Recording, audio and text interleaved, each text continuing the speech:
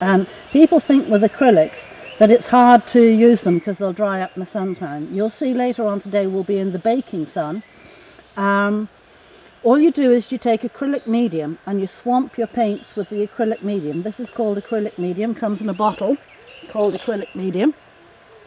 And that will, it not only retards the drying, but it is like the base material that the paint is made from. So oils are made from an oil base, acrylics are a plastic, and they're made from a form of a plastic base. So there's your base, and you mix it together with the paint. It makes it creamy, and it also helps. So for instance, this is an older tube of paint, and it's quite a lot thicker than the others. Perfectly good still, but you just want to mush it up a little bit with your medium. So so these ones, these mucky looking ones, were left down here last night. All you do is put a bit of water in the bottom of your receptacle.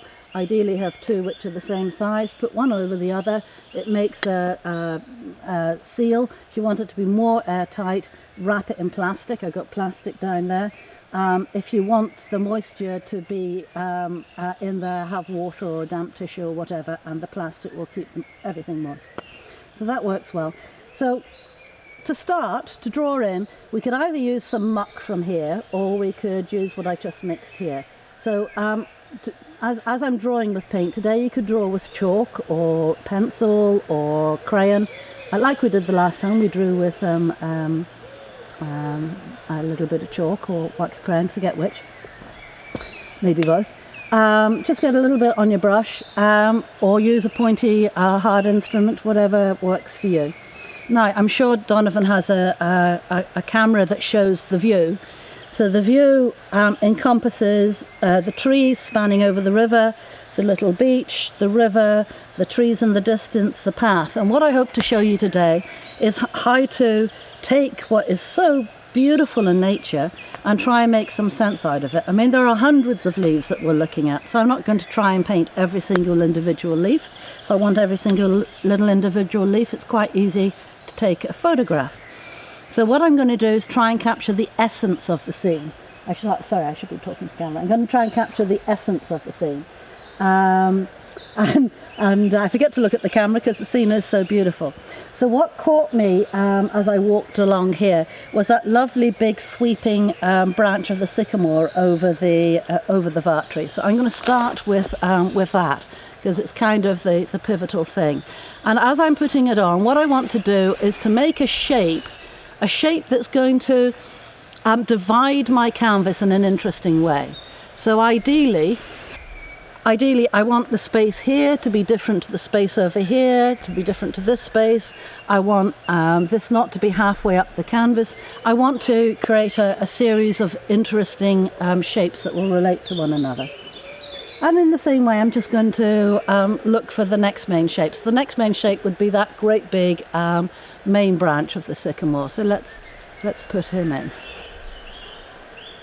Now I'm using a bit of medium with it so that whilst the mark is being made there, it's not so definite that it's going to be a problem if I have it in the wrong place. I'm also starting with a colour that's not too different to what will be in the background, so it sits in, and also so that if I do make a mistake I can change to blue or something that will work with it. You know, if I make a mistake, the blue will cover over that. Now let's get the foreground going. I've got to get the path coming across here. I've got to decide how much foreground I'm going to have. So if I have the path coming across here, and then the canopy makes a lovely big sweep. You see a big area of dark coming across here, so we could have a big sweeping curve that comes down and then runs into the beach.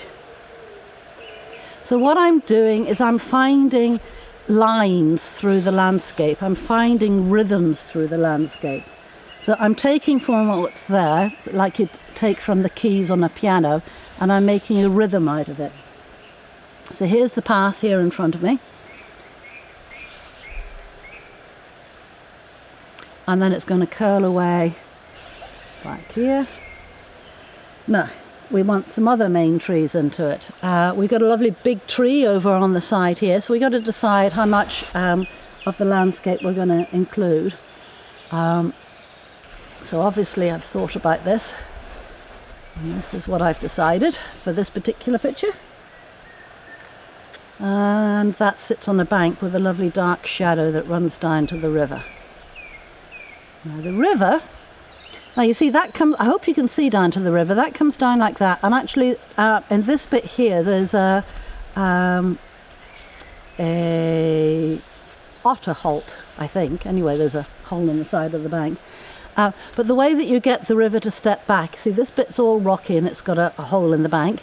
Here we've got the big tree sitting on its bit of rock, and then we've got some various dark shapes, and they step back again a bit. So each of these areas here are flat, see, like that. And it saves you from having a line like this which will refuse to sit down. So you have little promontories that go in and out. It's a useful little trick, but it's also what you see there in the landscape. Now, one big tree there, there's another big dark mass of trees. I'm going to simplify it down into one tree, and I want to make again interesting shapes between these, but we also want to have different spaces between. So we don't want to have them parallel. Even if they're a little bit parallel. I've exaggerated the shape a little bit, but it's not that there isn't a tree leaning like that. If you look into the landscape there are trees that do that. And then this next tree, I'm going to give them a bit more of a wiggle so that I get a slightly more interesting shape in with that first tree. And then we have a nice little group of littler trees back there, so let's go with that.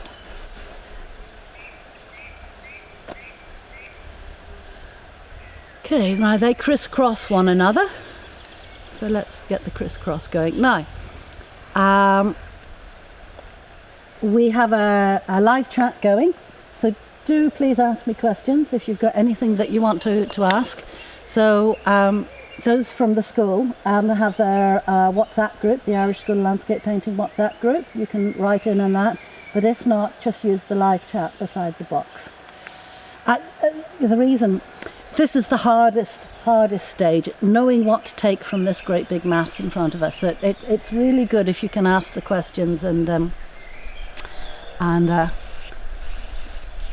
really follow along with it. So there's a holly back there. Now the position we're sitting in wasn't the original position I wanted, which was just 2 steps in front, but that was in a hollow and we didn't have an even ground to set the canvas up, so we stepped back a bit. So I don't see the path disappearing quite as well as I did yesterday when I picked the view, but good enough. Okay, now right, we got the beach, we need a bank. Let's get the bank in.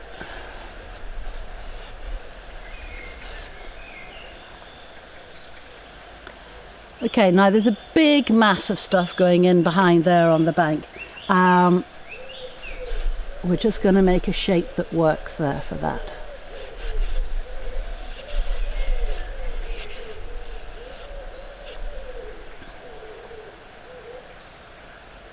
Right. Now the next thing to organise would be the foliage. Now the light's going to change very dramatically as the day goes on. This is just a fact of life in the woods because there's so much in the canopy, and as the sun moves the shadows keep changing, so you're going to have to choose what bits you want the light on and what bits you don't want the light on. So I've been walking, these are our woods, so I walk them every day, so I know that very shortly the light is going to come around and shine on these big umbrellas of foliage in the front. So that's what I want to make a nice feature of. So there's a big sort of sweep that comes around. So let's so what I'm doing is imagining the group of leaves are there as lots of little bits of detail as one shape, and then I can make the difference in the umbrellas of the canopy more exaggerated perhaps than they are in real life, and it saves me from getting lost, because later on you can get lost with all the different changes that keep happening. So it's good to have a structure to begin with. So so let me see, that loops around there, and then we have these ones which come in from above. So I'm going to have to decide which ones are going to be light and which ones are going to be dark. So these are the top ones drooping down. One there, and then there's a minor one there. Okay, now I think we might have another tree in behind here, or maybe just the dark hanging ivy off that one, so we get a dark shape coming in there. I could put in a few of the smaller branches maybe.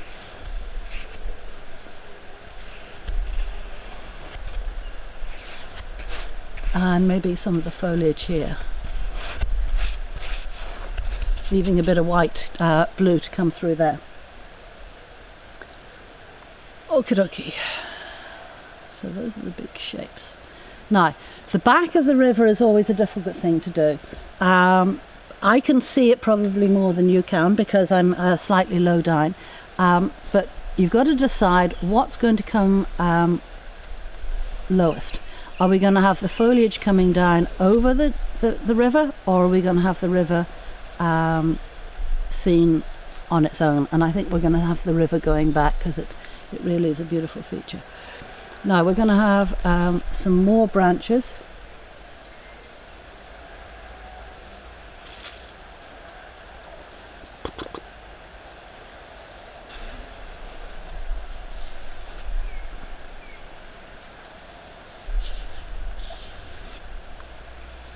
So I'm just picking out of these which ones I think are the more important.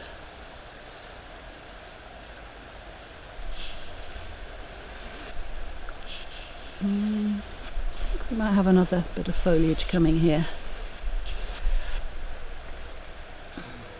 And then we have some cold foliage swirling around here. And then this is going to be the holly, all dark. I think maybe another tree coming in from the side because there's a lot of trees growing up on the bank there. Now I want to make sure that that tree isn't parallel to this. Not too bad. Maybe make that angle a little steeper. Okay. So those are the main lines of the composition put in. Ask if you've got any questions.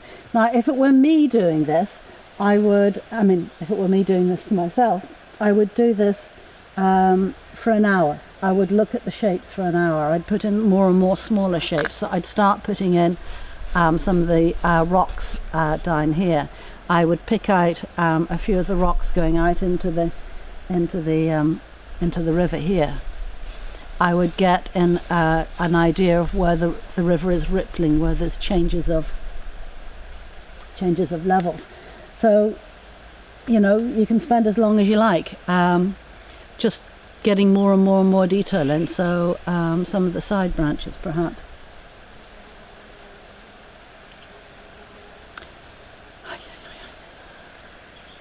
Now, having done that, then you need to check that all of these shapes are all different shapes. So if you take a measurement on your brush, and what you're doing is checking the relative size. So is this shape bigger than the one behind? Is it smaller than the one behind that? You don't want to end up with your river taking up exactly half of your painting, and with the division of the little shelf of stones being exactly halfway up also. That would be unfortunate. So this is acrylics. These are acrylics. So they're dissolvable in water. So I always try and keep my brushes clean. So just clean them with a bit of tissue, making sure you clean out of where the paint sits in the ferrule there before going on to the next thing.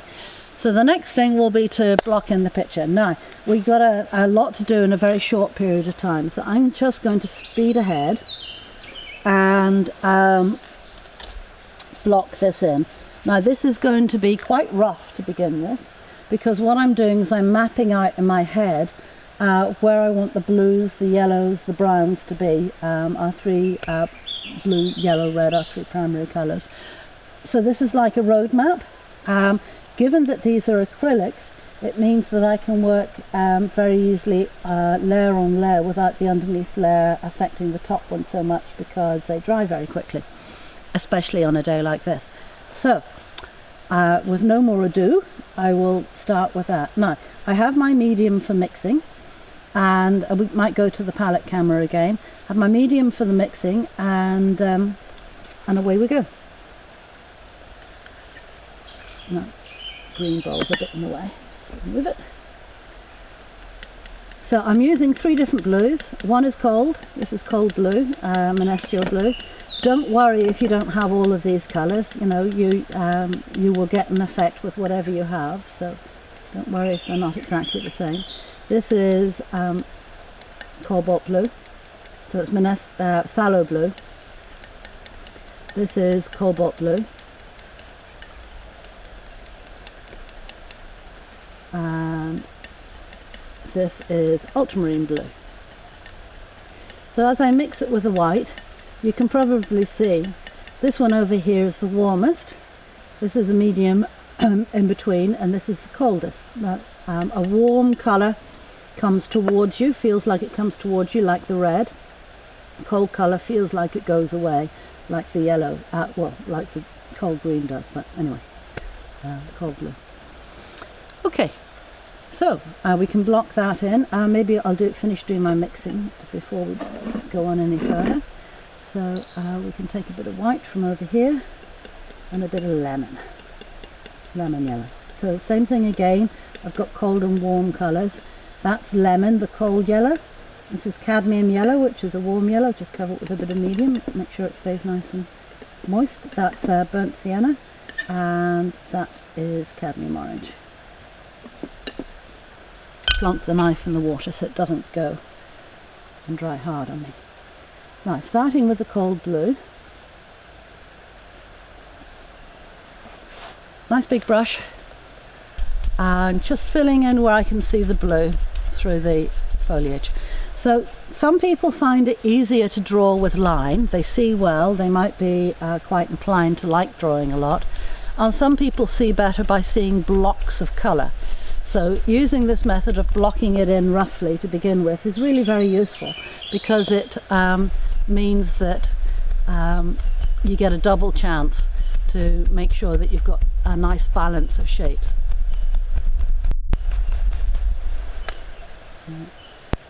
Once it's mixed to a nice creamy consistency with the medium, it's really very easy to apply. So that was the cold blue. Now we're going to the middle blue as we go halfway up the sky. That's the cobalt blue.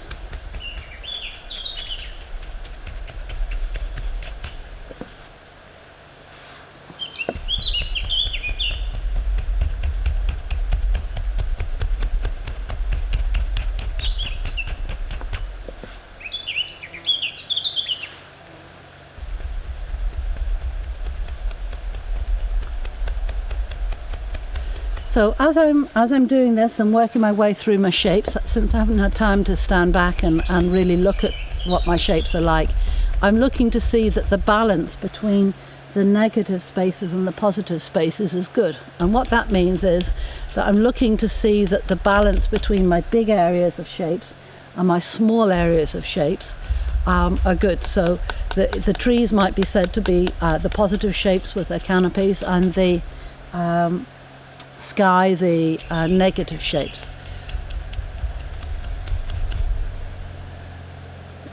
Very simply.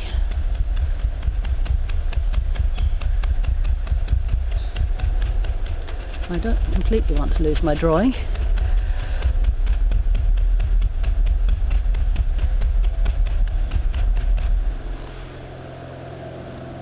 And then a little bit of the ultramarine blue, the warm blue, for the warmest area of the sky.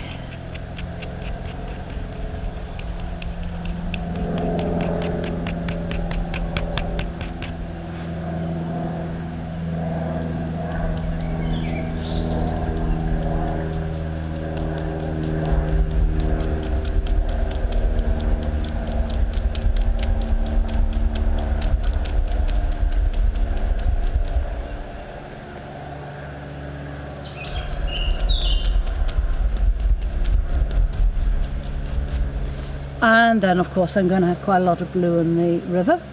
So the coldest part of the river, the way to make hue help you when you're painting a landscape would be to use the colder colours in the background and the warmer colours in the front. So if I use my cold blue in the background, that will be an assistance.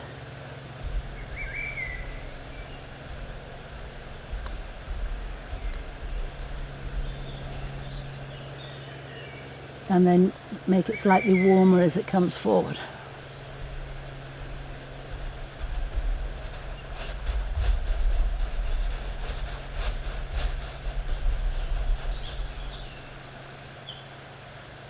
Don't be afraid to use a fair amount of paint. See, there's a good amount of paint on the brush, and that helps you to be able to do this a little bit more quickly. It's a big canvas, it's going to take a lot of paint to cover it. So if you use very thin paint, it's going to take you longer to do it.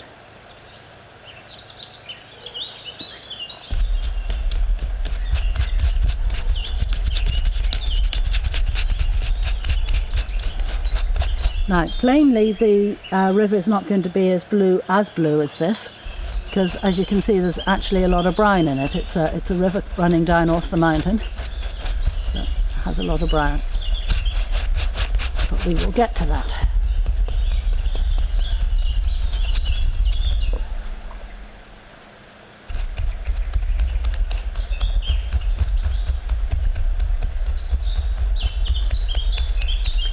Quite physical applying the paint. If you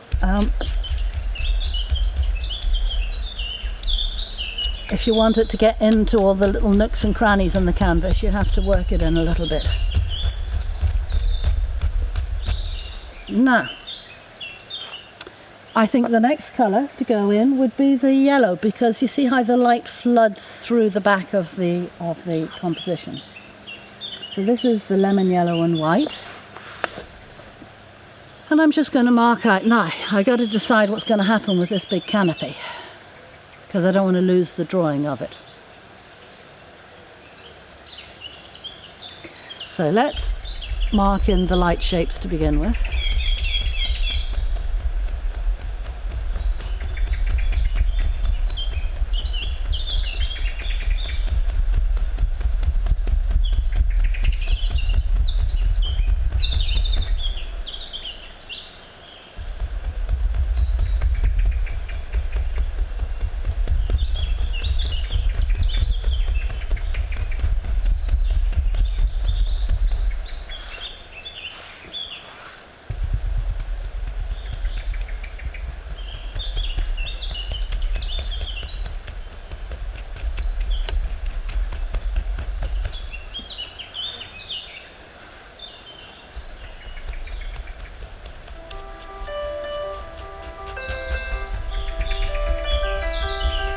Donovan, what do you want me to do with that? Someone's ringing the phone.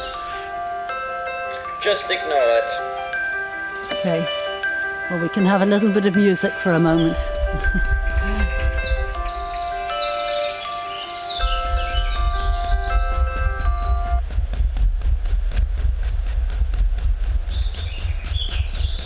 So I'm just again making rhythms of colour now. So first of all we started with rhythms of line. Now we've got rhythms of colour going through the landscape.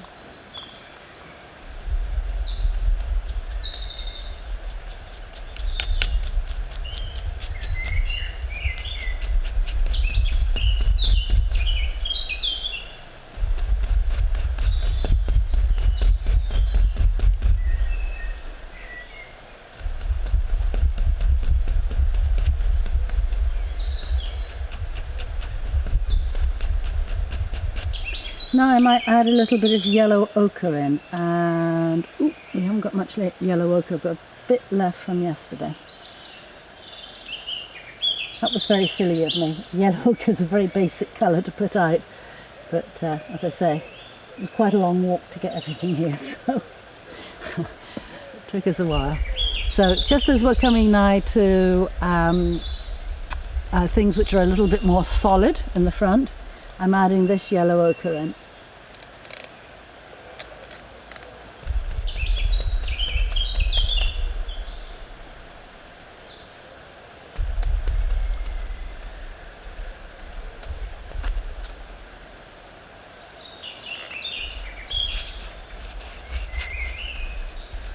That wasn't really intentionally green, but I don't mind the green. Again, it's just what I have here.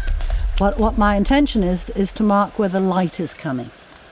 Now I want the light coming across the path. The path is going to be more ochre, so I'll get a bit more ochre out of, and a little bit of brine. Now, do you see how I've got little bits of light on the path in front?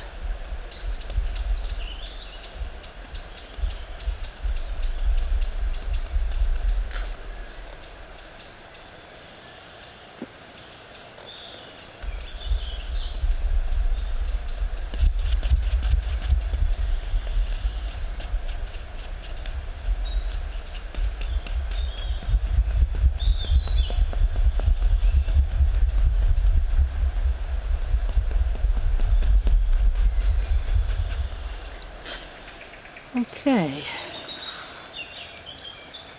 Now the beach.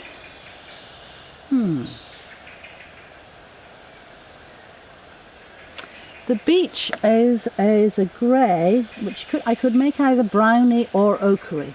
I think I'm going to go for an ochre grey. So I take the ochre with a bit of the bluey brine here. Do I have black? That might be black. No, it's purple. Oh well, it makes a kind of grey.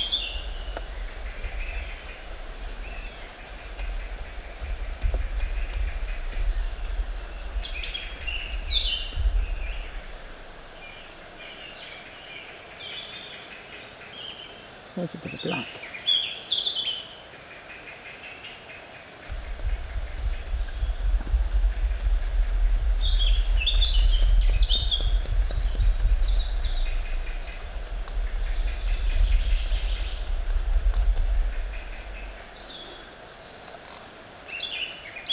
Now I'm starting to lose my trees there a little bit, and I'm going to want to get the brine in like on the river. So I'm going to mix up next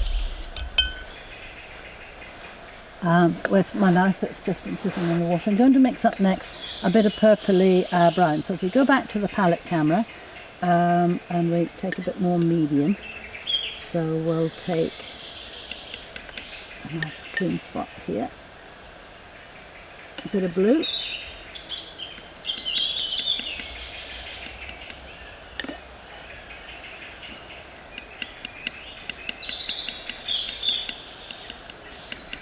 and a bit of red, that's red, to make a purpley colour.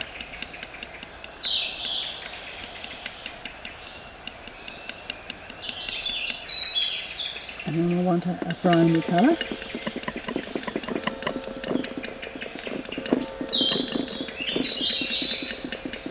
And this light red or terracotta or Venetian red mixed with the ultramarine and white makes quite a nice mauvey colour also.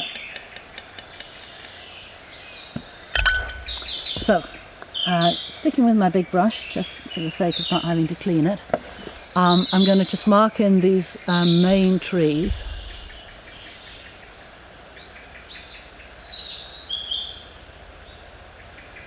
I drew in.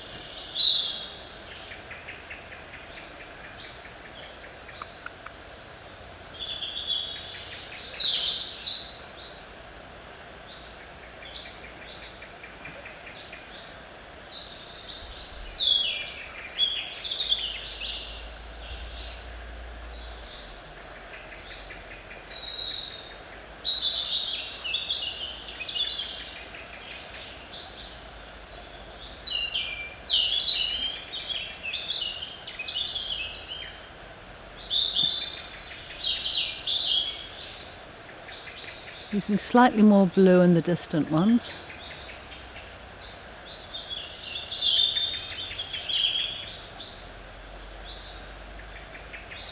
Even a little bit of ochre for the very distant ones.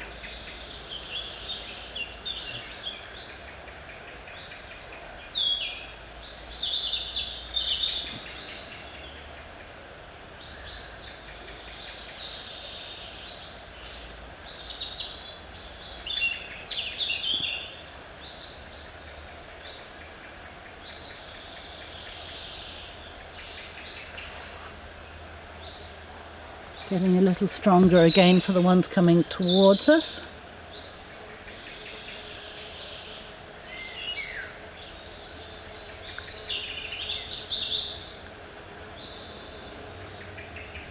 And more purpley for the ones right in front.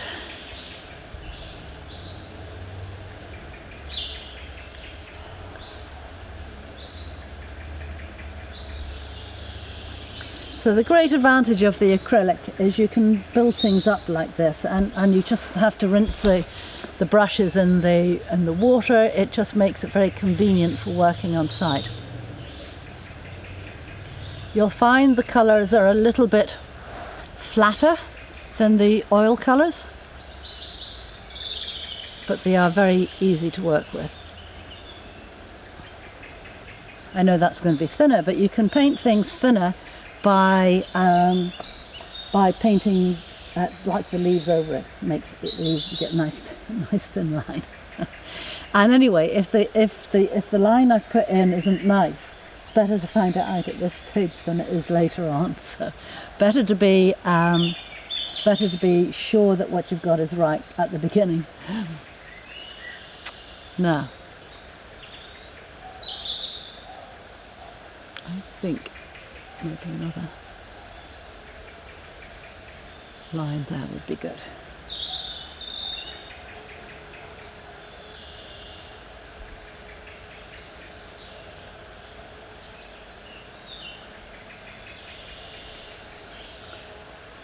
Okay, making sure that it's narrower here, so this is less than this. Now, do you see how we begin to get this circular shape, so that we have a darker mass around here and then a lighter mass coming in the middle? So for the darker mass, I'm going to clean off the brush a bit, just in the water. A little bit of tissue.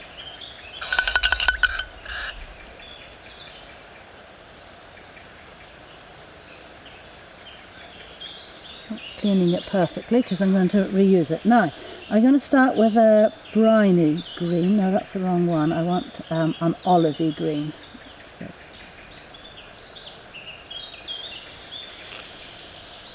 So this is the difficult bit. This is the putting in of the main masses of the green. So I'm starting with this olive green mixture onto the brush that I was using before, and I'm going to get a feeling for where the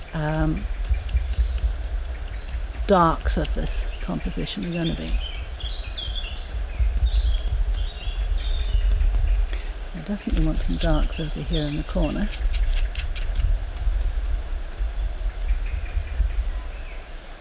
So varying it a little bit as I go, using olive green, sap green.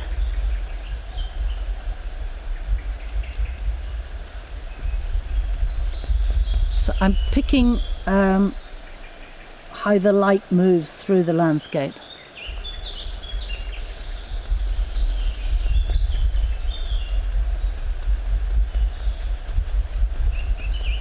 So some people like to use palettes which are very defined with little hollows to mix your colours in. I like to use these big plates, and the reason that I like it is, as you see, one colour tends to run into another, and it makes it very easy for me to get a nice variation as I go along. So I'm starting with my dark, but I can let other colours creep in. Now, when I get over to this area, I have to decide which of the bands of canopy are going to be in the front and which are going to be in the back, which are going to be dark and which are going to be light, which are going to be warm and which are going to be cold. So it's a tricky business. The ones holding this big bough underneath are plainly cold and dark at the moment. So I'm going to lock them in that way.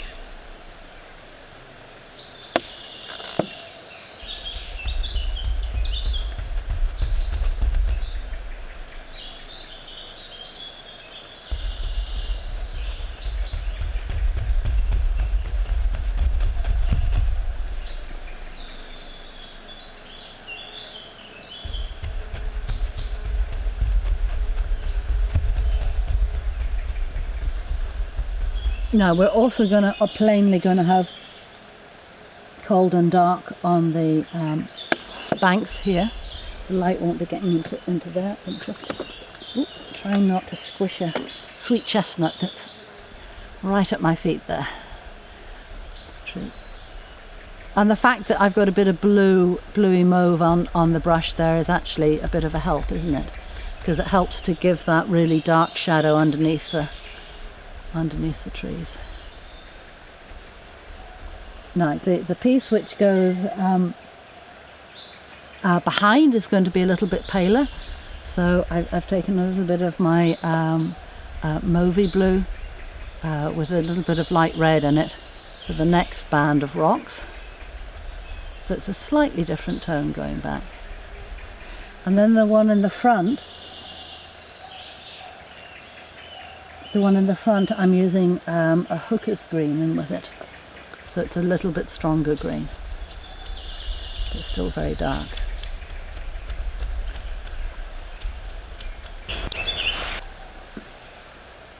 Now, so we're starting to get like a holding of the composition going on. So I think with this hooker's green, I think we'll have dark shapes coming in the front here too, because I'm sitting in the shadow.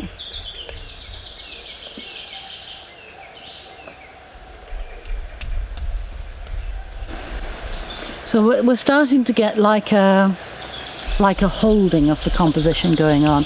So I think with this hooker's green, I think we'll have dark shapes coming in the front here too, because I'm sitting in the shadow. A little bit of cobalt green going in there.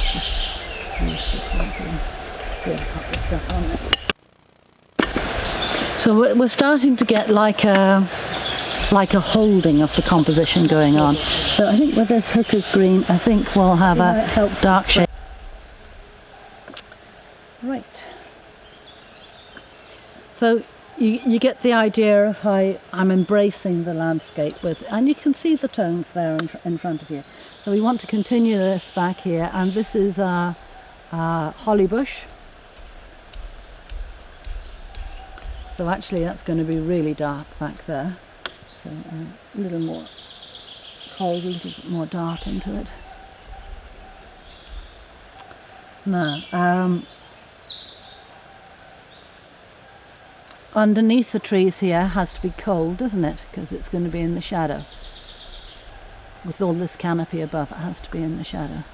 So that makes it easier to decide what colour to make it. Now, so the light is starting to come across here, so even the darks are starting to warm up a bit. So there's my cold greens over there, and I'm moving over now to the warmer greens. So this is a bit of lemon with a little bit of permanent green, permanent light green. So it's a little bit of warmth coming into it, but it still makes for the slightly darker tones of green.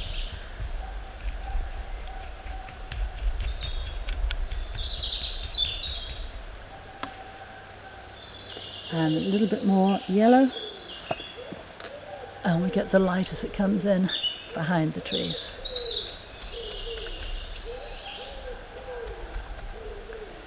And you see how that light then flows through the background here? So we'll put a little bit of it running through.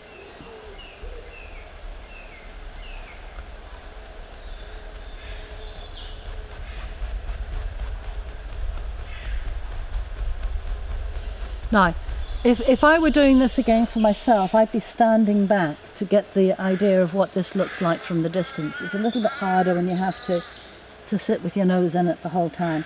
But really what I want to do now is to put in where the light area is coming. So again, permanent green light, lemon yellow, and we're going to put in our first light piece. Do you see where the light is coming in here?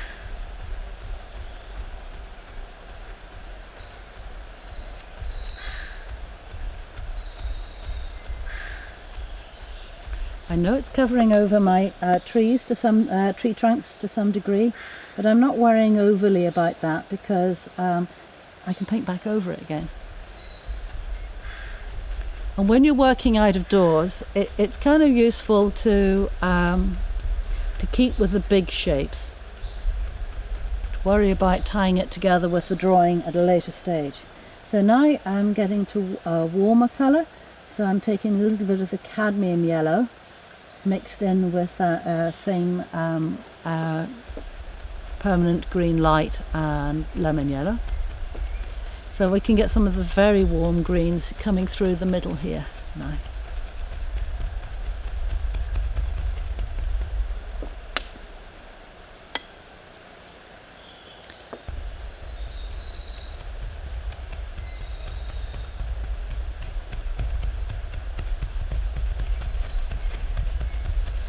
So truly doing this in the studio from a photograph would be so much harder to do, because you don't get the feeling of what it's like to be sitting here under the canopy. It's so easy in the studio to get tied up into detail.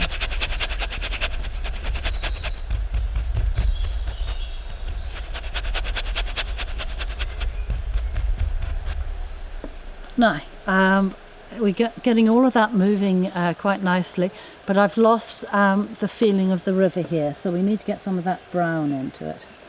So let's bring some of the brown in. We could make it a bit of purpley blue too.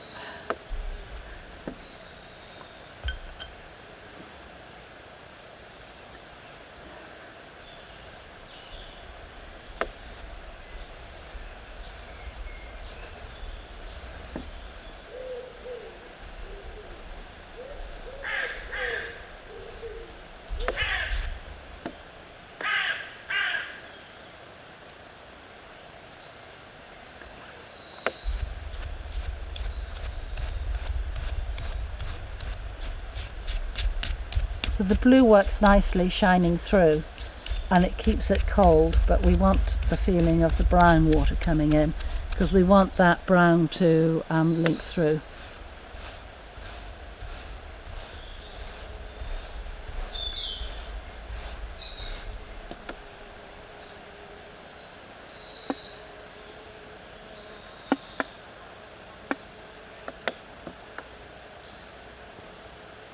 Looking for a bit more medium where I have some medium.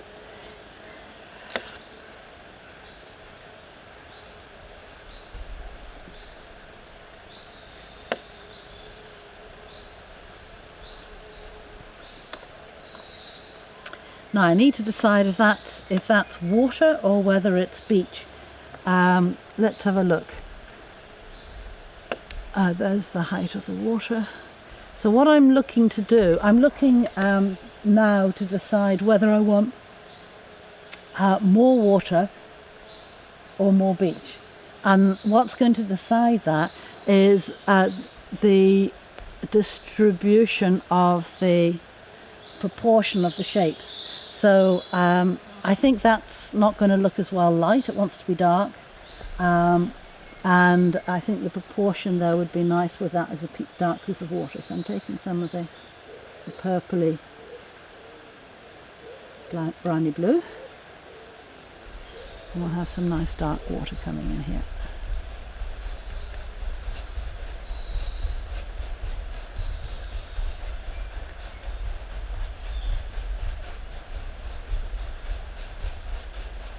And maybe a line of rocks going out into it. Okay, now I think that the brush needs a thoroughly good clean, so you just take your pot of water, you can very generously agitate it around in the water, throw the water away, not in the river obviously, and fresh water.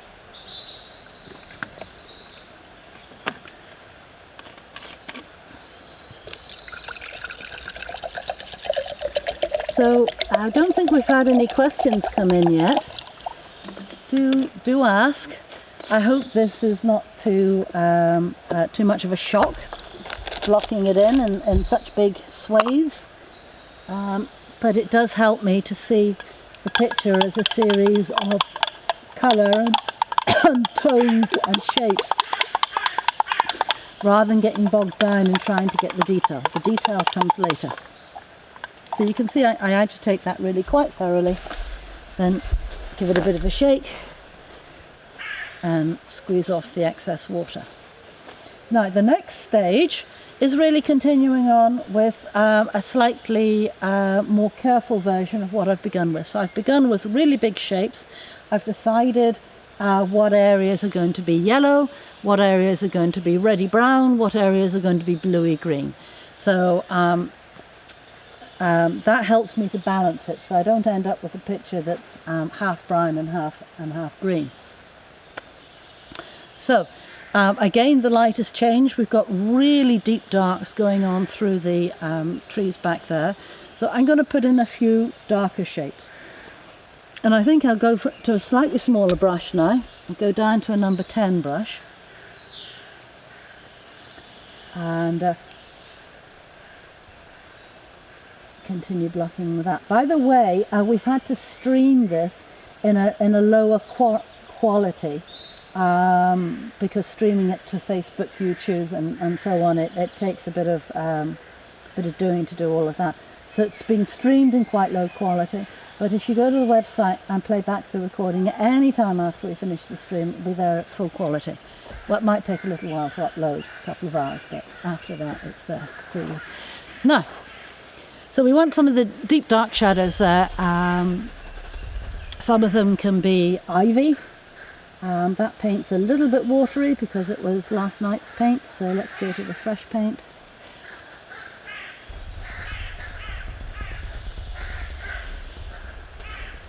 So we're painting in just dark shapes.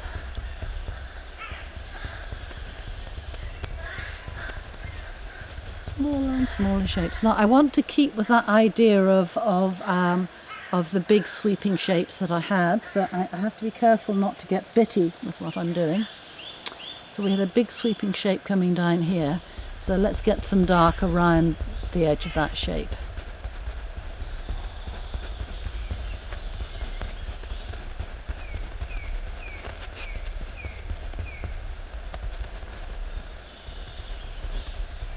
So if you can keep in mind all the time that you're working how the big shapes are working, then your little shapes will not lead you too far astray. Now that's the big shapes of the dark in. Let's go for some of the lighter shapes. So back to my lemon, a little bit of the cobalt blue, cobalt green, I beg your pardon, cobalt green. Which is going to give us quite a sharp green.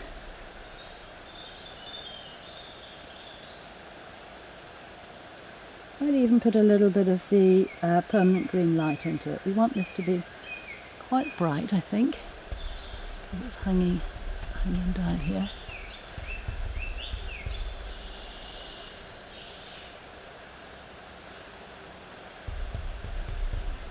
And then maybe a bit more cadmium yellow as we go up to the upper reaches of the... You see the lights coming down from the top.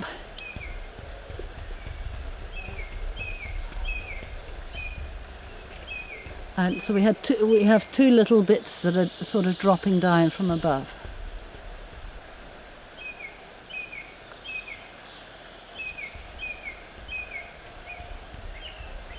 There's our light bits. Now that light has to come round here too, so it doesn't need to be quite as strong as it comes around, so a little bit more of the permanent green light, and we'll bring it around through here. You can see where I'm taking it from. So because the colour isn't quite as strong, it's not got as much cadmium yellow in it. Cadmium yellow being a very strong, warm yellow, doesn't come quite so far forward, and yet it can complete this little movement that we've got going here. Now we want to do the same now with the darks. Do you see how the dark area wants to sit in under there? So a little bit of the olive green with some hooker's green, and let's get some dark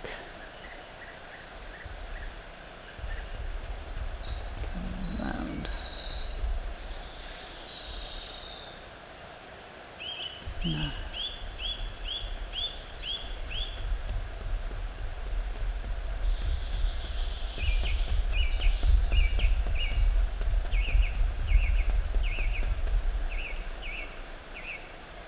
Now we don't want to miss out on the movement of the branches, so give those a good clean.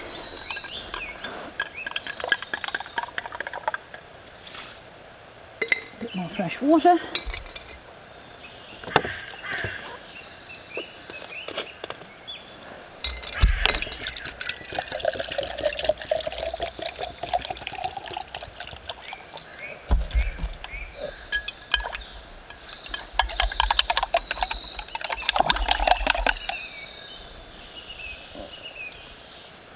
So it's a very systematic way of approaching the landscape, and I find it to be a really useful way of working, because it means you're never lost for what to do. You never have to be lost in the landscape.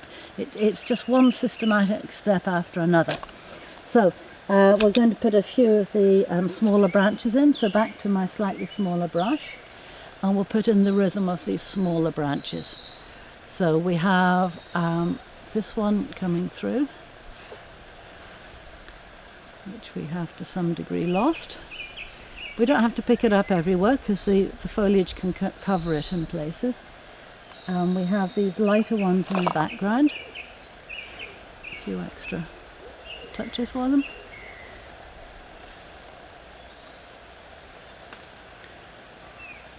Now we had 3 sitting back here, so let's see.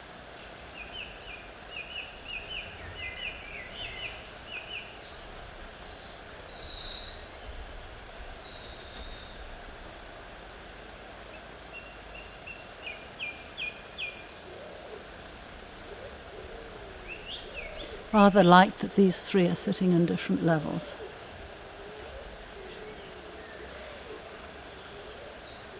Now, let's get a few little horizontal movements going.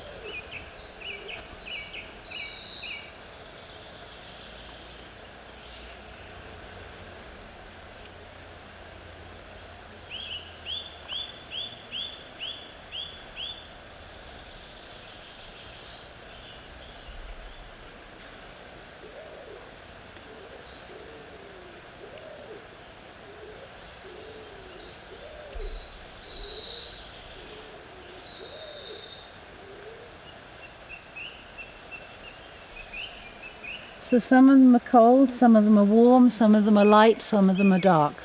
Gives a nice variety and helps to give a movement through the picture.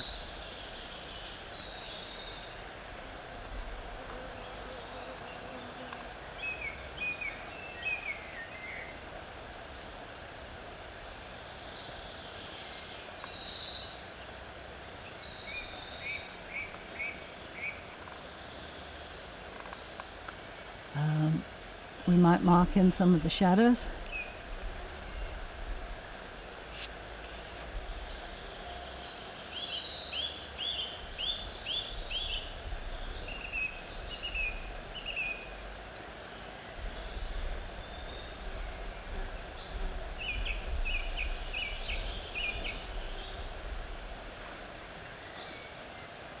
Now there's some nice dark stones running through here too. We can start putting those in. So I'm making smaller and smaller shapes as we go on. Some light, some dark in the stones as well. Whoops, it's a little bit thick, that paint.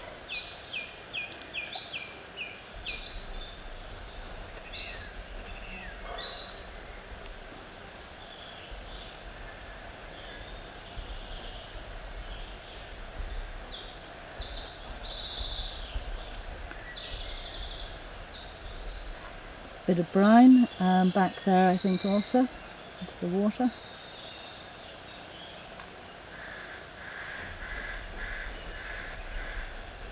Not a help to work in that big blob of paint that I inadvertently put on.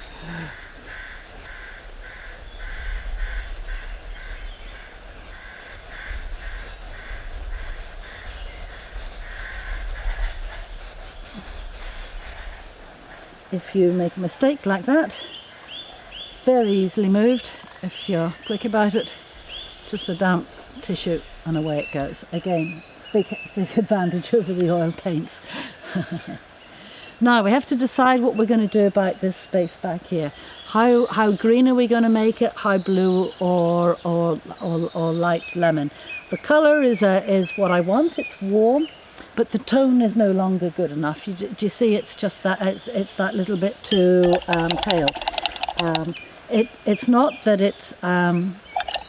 it was a wrong thing to put in the first place. It's just that I want more variation in tone now. Now that I've got this very strong warm in front, I need to start working this up.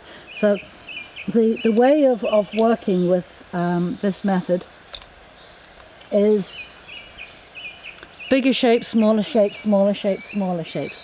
The more you work up the big shapes, the more work there is to do in the small shapes. So now I've put this very warm colour in here. It's demanding that I be a little bit more sophisticated with what I do underneath. So back to my big brush, taking a little bit of the bluey colour. So my colour mixes are also going to get that little bit more sophisticated, and that's why I like having these big plates, because it's easy to mix. So I'm taking a little bit from the blue plate, mixing it in with a little bit of the lemony colour, and then that gives me a very cold green to sit back into the distance. I'm not worrying about going over my trees again, because when I paint these finally, there are going to be so many little shifts of light and dark, warm and cold on the trunks, that going over them again is no issue, because I'll be going over them in a slightly different tone anyway.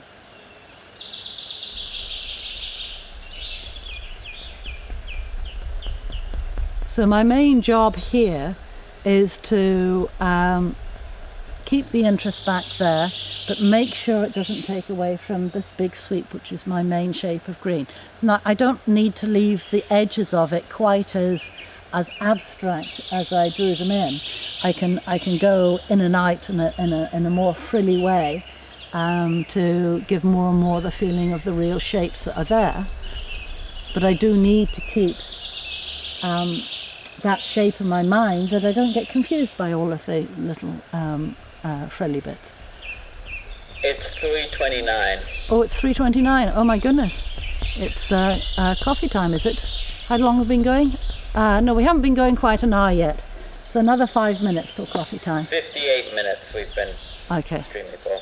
So if you can manage to wait another 5 minutes for your coffee, that would be good. And we'll just take a half-hour break for coffee and whatever for comfort. I think breaking every hour or so is always a good idea, because the concentration goes. This takes quite a lot of concentration, whether you're watching it or doing it. There's actually quite a bit of thinking that goes into it.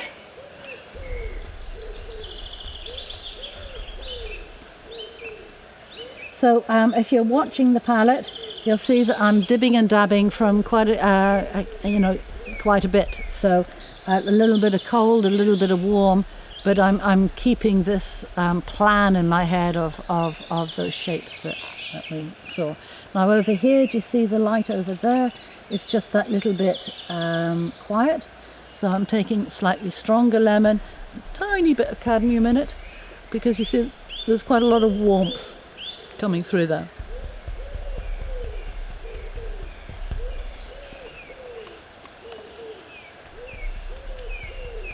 And no questions, Donovan. Nobody's asked anything?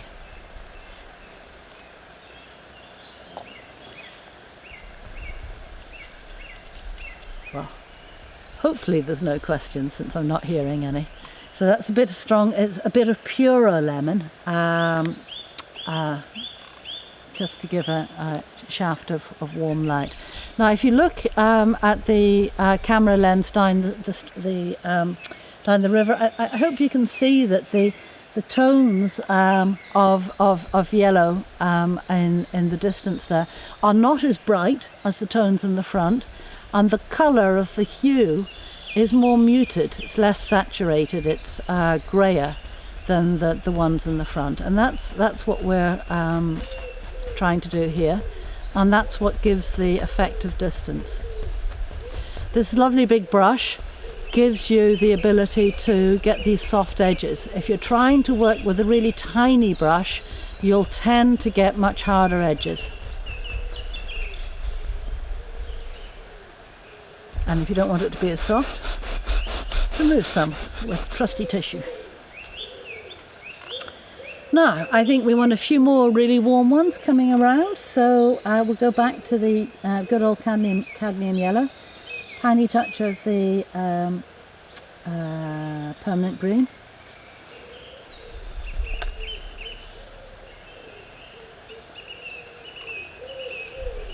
So the plan with this picture is the first little bit was, I don't know, 10 minutes or so, was drawing it in for you. Then the rest of our part one time is blocking it in simple shapes, starting with the bigger shapes, getting smaller and smaller. Our next bit after the break will be the chiaro scuro. Comes from the Italian word chiaro meaning light and scuro shade, and with that we'll start to model it, so we start to get a three-dimensional feel to it, because it's still quite flat. So we'll start to get the 3 dimensions, and then before we finish we'll start to tie it back together again with a bit of drawing and a bit of detail. So we tie it together again with line. So that's what's coming up. Now here I'm using a little bit of ochre. I'll get ochre out in the break time, so you don't have to sit and watch me putting paint out, but yellow ochre is a very, very useful colour for all landscapes. It's a very neutral yellow, and you see these yellows, yellow greens on the edge of the picture, I don't want them to take away from the main feature, which is all going on here. So everything about the picture is designed to keep your eye into the area where the focal point will be, and I'll probably have a focal point of a figure around about here. I'm not going to put the figure in today though, because there ain't a figure standing there. I'll get my son to pose sometime if you will.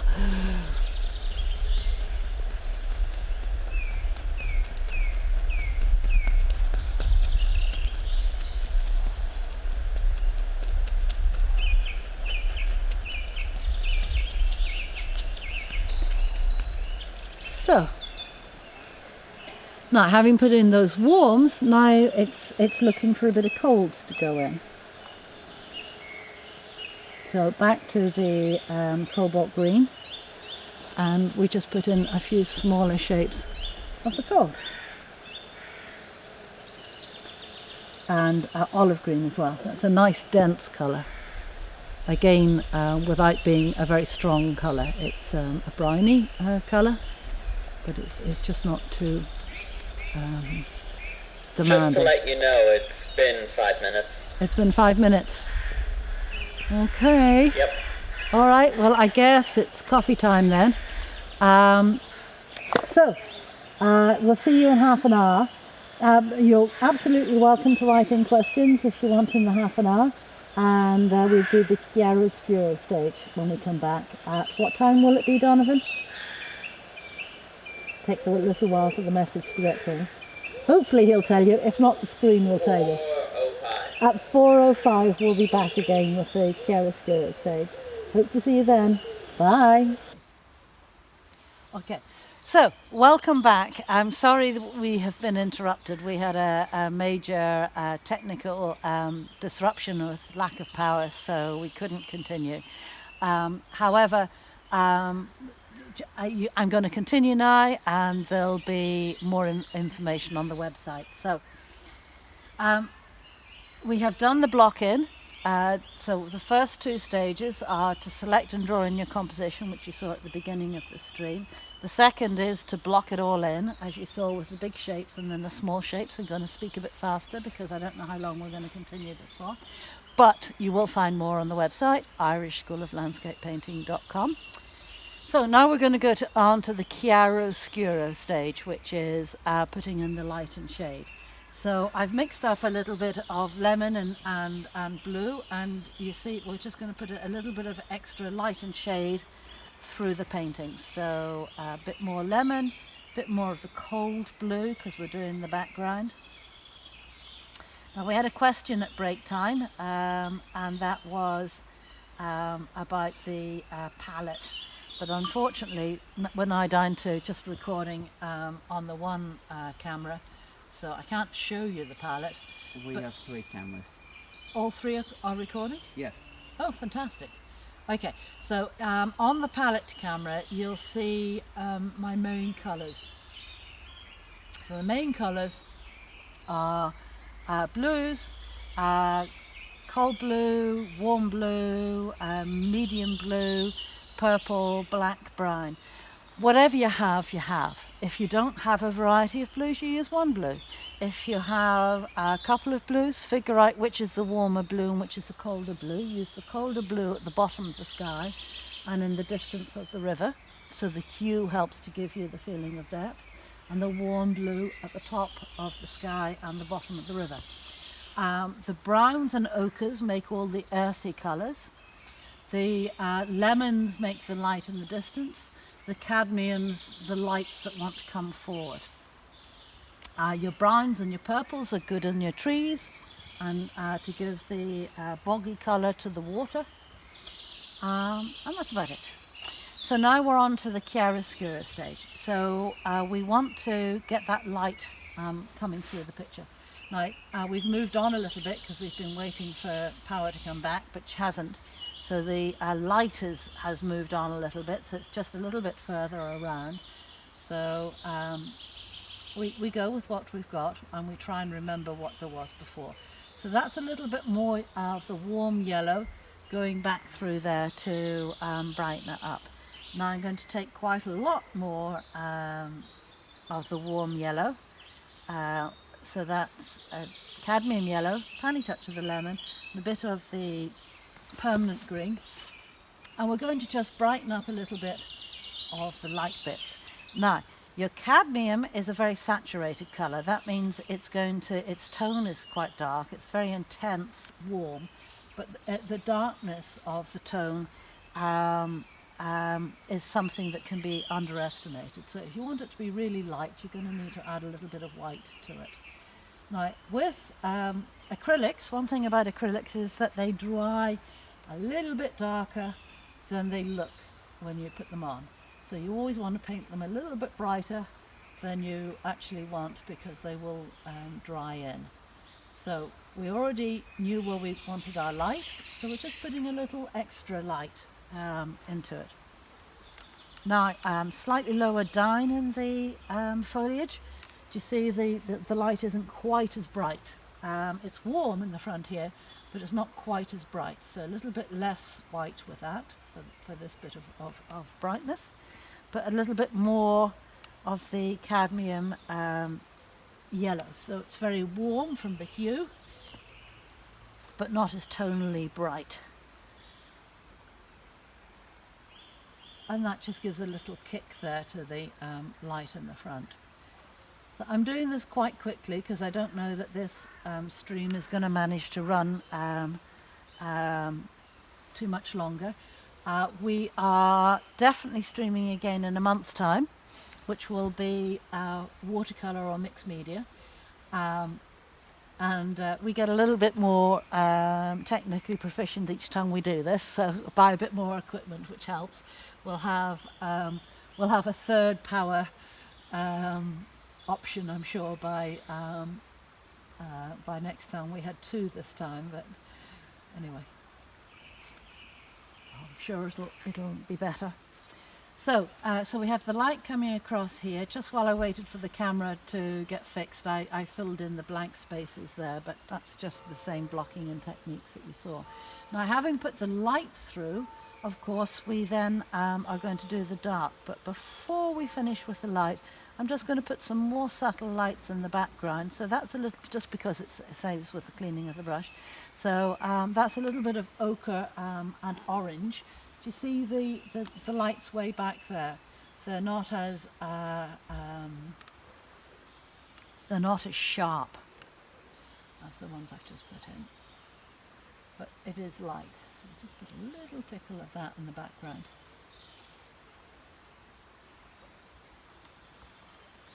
So a bit of ochre, a bit of orange, a bit of lemon,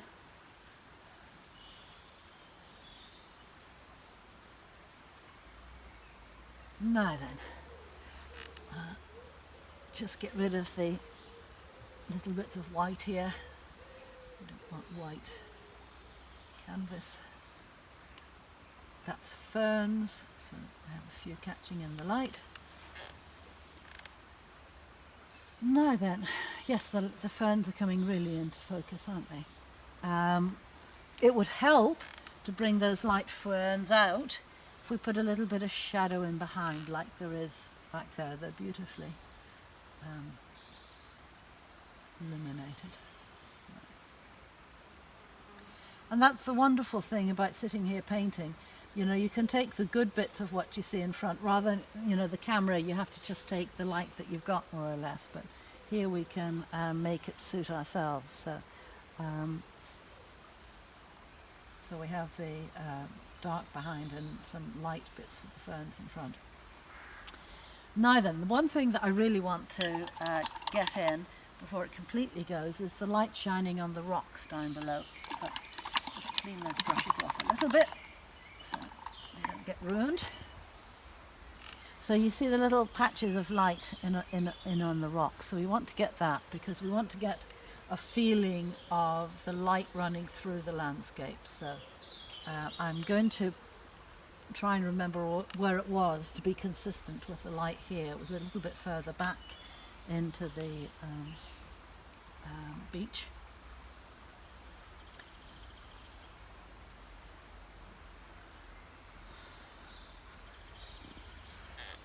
Right, and then you get little bits of light coming through in the background as well, and all you do for that is you make sure that your tones are a little bit quieter.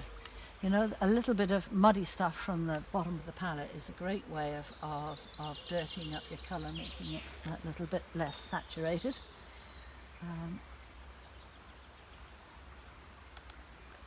Okay, and slightly more tone on the front. So now we're doing the chiaroscuro stage. We're making everything become a little bit rounder. So as well as putting the flow of light and dark through the landscape, we're also modelling a little bit. So we're modelling a little bit of the... Oh, my blue's about to dry there, and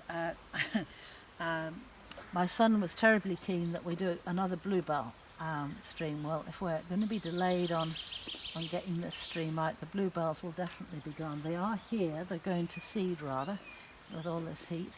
But let's get some bluebells in because we want to see who they are in the front.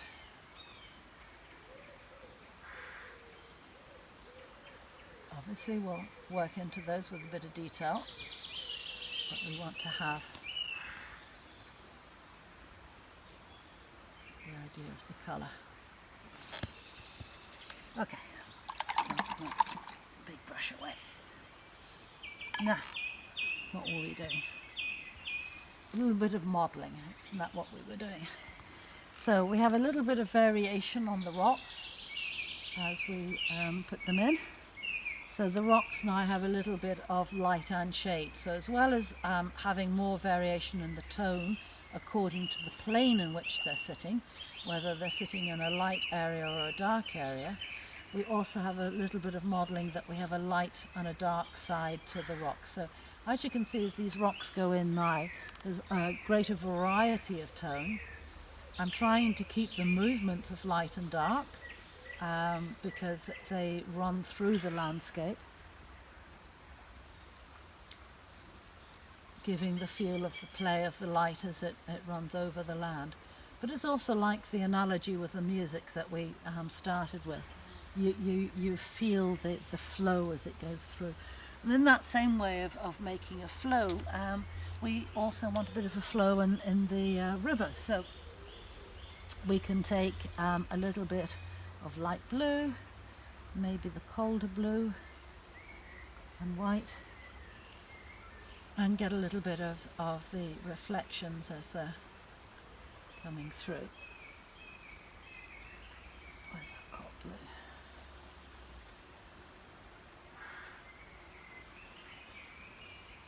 So we get a feeling of the water rippling down the stream.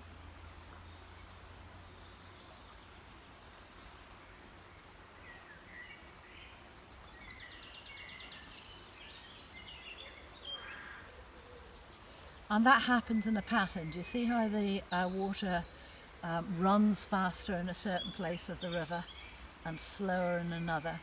So the ripples happen in shapes that run through the landscape.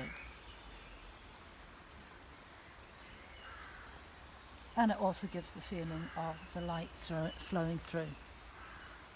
And as you get the feeling of the light flowing through, that gives you the feeling of 3 dimensions into the landscape. The feeling of depth. So changing the tone as I do it. So the tone is the degree of light and dark.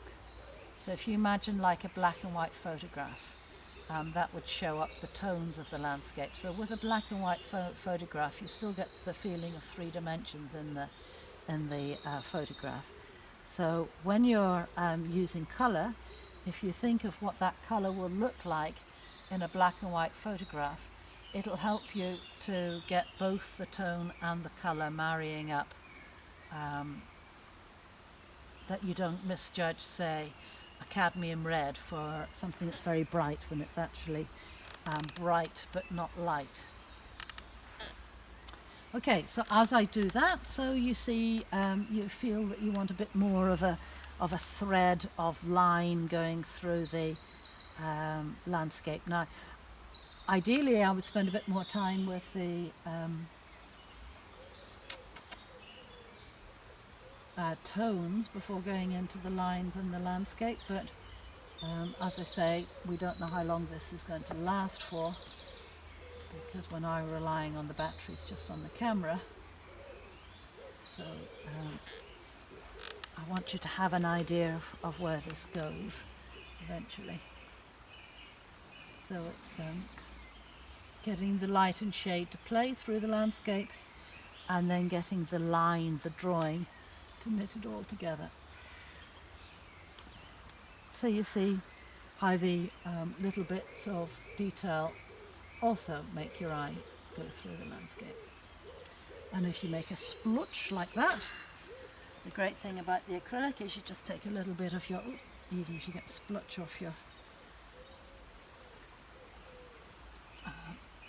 jar from paint, you can just thin it down if your hand isn't steady, and you get a nice fine branch, no trouble. So as well as using the line, you want to be aware of using light and using dark. So some lines are light, some lines are dark.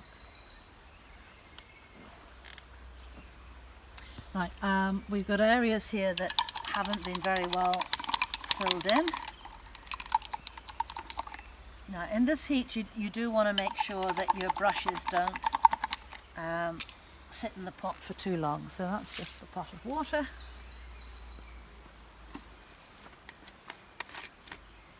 So sitting in the pot of water will stop it from drying, but if you leave it sitting in your pot of water too long, then they lose their shape.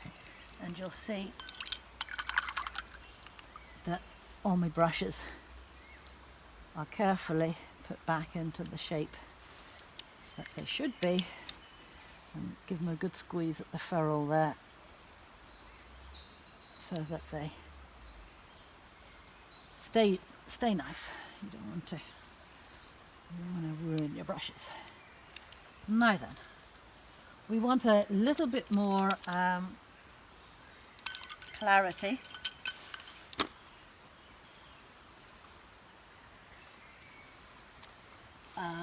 Here. As I'm working over here and getting everything more round, you see how flat everything's starting to look here. So taking a sort of medium-sized brush and taking a mixture of the cold cobalt green and a bit of the warmer permanent green, a bit of ochre, and I'm making a half tone, a mixture that's halfway in between. And here we go, we can put some half-tone foliage in. So do you see how immediately that brings that little bit of area to life, just by the variety of tone in it. And then maybe add a little bit of lemon and white, and we get another tone there as it goes away. You see how that, same brush, but that piece goes into the distance. Now, in the same way, we want to have a bit more dark, so let's take a bit of olive green with the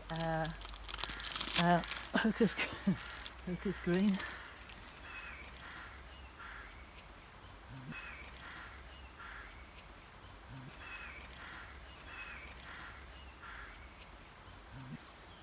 So slightly darker, slightly colder. And you see how that gives an extra dimension to wander into the background with as well.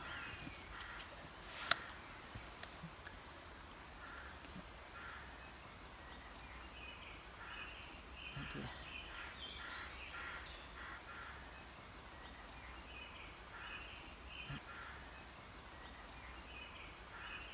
Oh dear. A few extra tones. That's a little bit of Hooker's green in with it. And so now we're getting quite a variety of greens in there. And the same way as we put the variety of greens in, we're looking for the shapes up there. So now a little bit more warmth, a little bit of cadmium yellow, in the same mixture. So this is chiaroscuro. This is adding the light and shade. This is making everything become that little bit more three-dimensional, but following along the same plan that we originally had. Now, I see that as I'm doing, as I work that up, do you see how plain that's looking? So, we have to go back to that area and get a little bit more tone in here.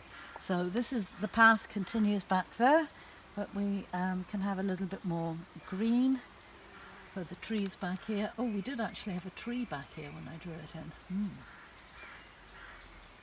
Just think of putting that back in again.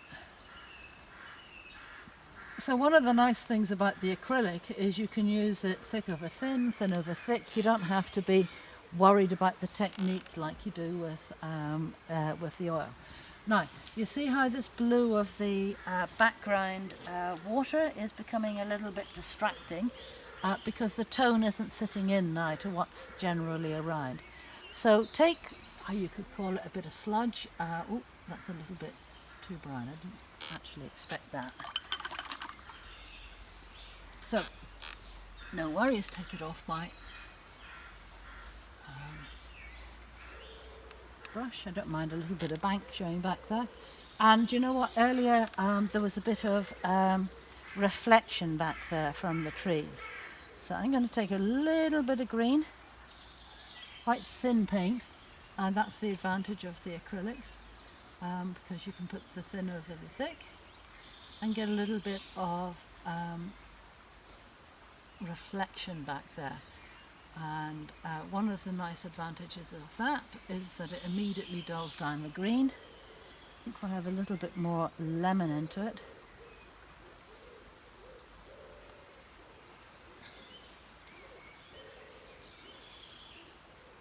See, that lemon being colder just shoots it back.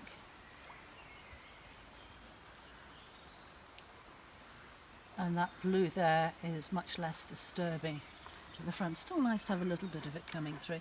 Now the green, oh, there's the green shadows, reflections. They tend to happen in a vertical manner, where the light's coming between the trees. And because the paint is a bit thin, the tone of what's underneath comes through a little bit, and that makes the whole job a lot easier. You'll find the same thing when we do the watercolours or the mixed media. Again, the fact that it's a transparent medium and to some degree makes it easier. You know, each material has an advantage and a disadvantage. So that's why I like to work in all the different media, because each one has a different quality to it. Now, this is rather a good trick. You can see the briny water coming in here, and we've been studying Monet and Van Gogh and we're about to start studying Cézanne on our Tuesday morning live streams. And a very favourite complementary colour combination for each of them that they used to seek out was orange and blue. Now, we're not exaggerating the colour in this picture, but behind the bluebells, to have a little bit of the orangey brine light in the water is a very convenient way of making it jump forward, and making these jump forward in the moment when I do them. Okay, how are we doing? Maybe I should get the bluebells in, should we? One camera has shut down. Oh, one camera shut down. So let's get in the bluebells, because who knows how much longer we're going to have you. So the next live stream will be in a month's time, which will be June. What are we now? We're almost June now. Tomorrow is June. So it'll be end of June, early July, whenever we have a good weather forecast, but basically 1 month's time. So all the news about that will be on our website. So www.irishschooloflandscapepainting.com, although you're probably looking at this from the website. So but anyway, that's where you're going to get all the news. So if you look around on the site, you'll find that there's quite a lot of free things there. There's on videos page, there's free videos. There's the live streams from the woods are free, and then the Tuesday morning classes are part of the paid classes. Now, in with the bluebells while we have a chance. So ultramarine blue and white. So they're going to vary in colour. This is ultramarine blue and white.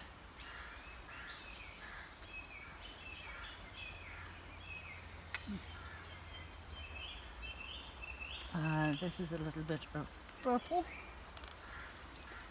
whatever purple you've got, or you could mix it up with ultramarine blue and alizarin crimson.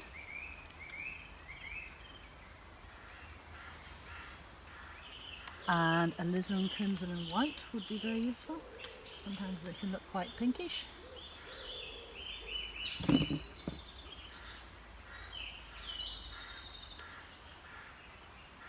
And in fact, if we have time, we'll get out some cadmium red and white for pink campion. But in the meantime, we'll just put that in with the alizarin crimson and white. So we get a nice little movement along here. Some of the bluebells will be cold blue. This makes a little variety.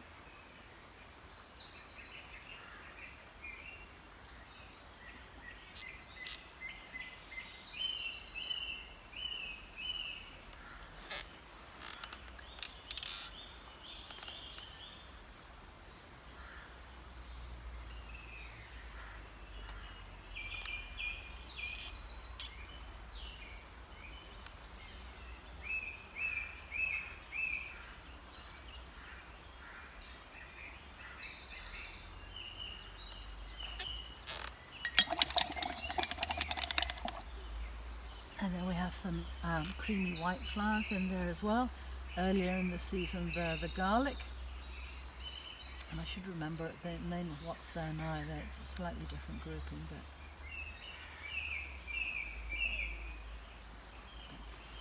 but looking too much at the flower. It's a little bit big. Okay. And if you wanted to, you could put in your yellow buttercups as well. Cadmium yellow. I don't know that we need those.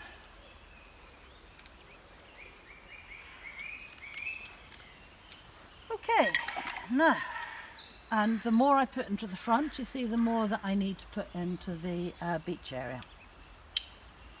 So as you work up one area, so the balance becomes more refined, and then you'll find you need to work into the next area. So the way that we like to work in the school is by finding a way that helps you to do as much as you can independently. And the way to do that is to be systematic.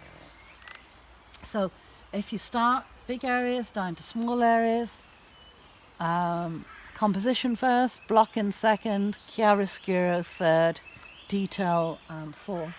It'll help you to not find the landscape too overwhelming.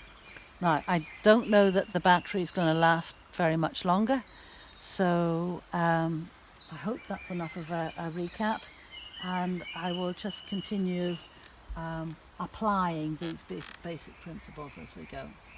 So, a bit more detail. On the trees themselves, you see how the light is beautiful, and the light and the dark moves around, and the warm and the cold moves around. So a little bit of the warmth coming on there. And the tree in front is basically dark, so even if I'm going to put a bit of warmth onto it, so a bit more red or red and purple, it's going to be a darker tone. But you see how it still bumps it up.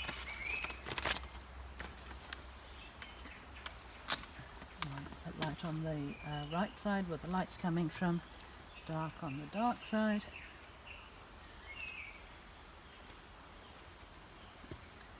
Now, then as it goes in and out of the foliage, you'll see how it gets colder, it gets warmer, it gets lost, it gets picked out again.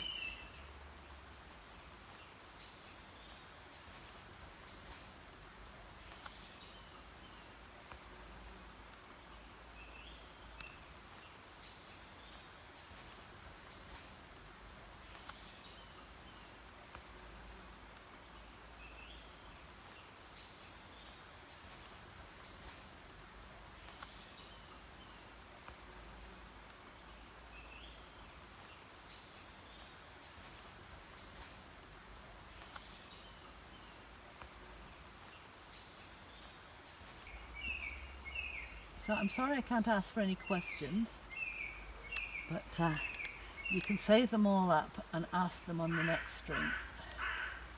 Write them down and send them in. Okay, so here we have strong light and dark. Here in the distance there's still light and dark, but obviously it's a little greyer, the colour's a little less saturated, it's a little colder, it's just not as intense in the background here. You'll see that also some of the trees are more yellowy, some of the trees are more purpley, according to what the natural colour of the bark is.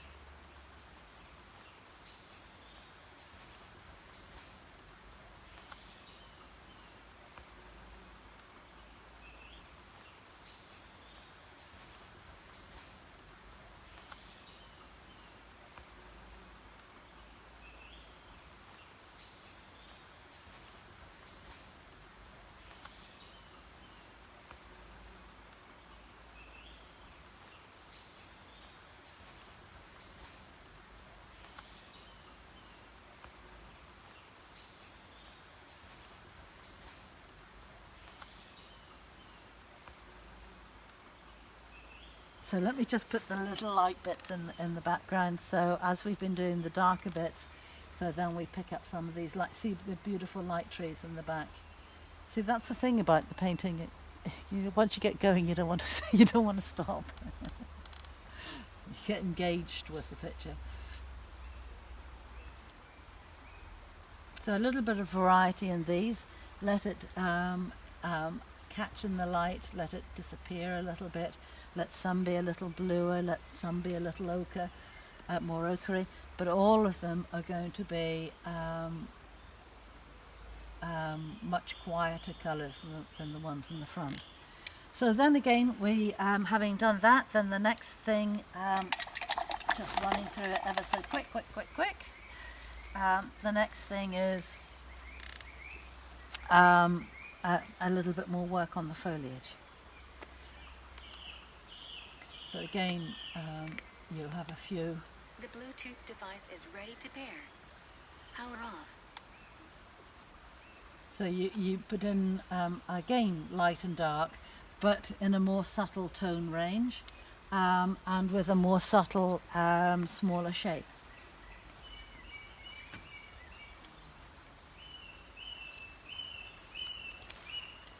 And so the process continues on and on until you decide, as the artist, that it's finished, that you've done enough. For me, that'll be a long time away because I tend to put a lot of work into the pictures.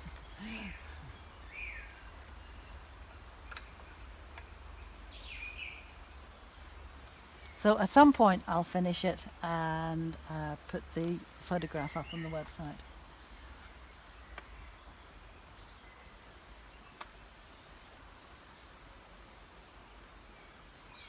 Same with the oil one, but I think it's finishing time now. So thank you very much for being patient with me.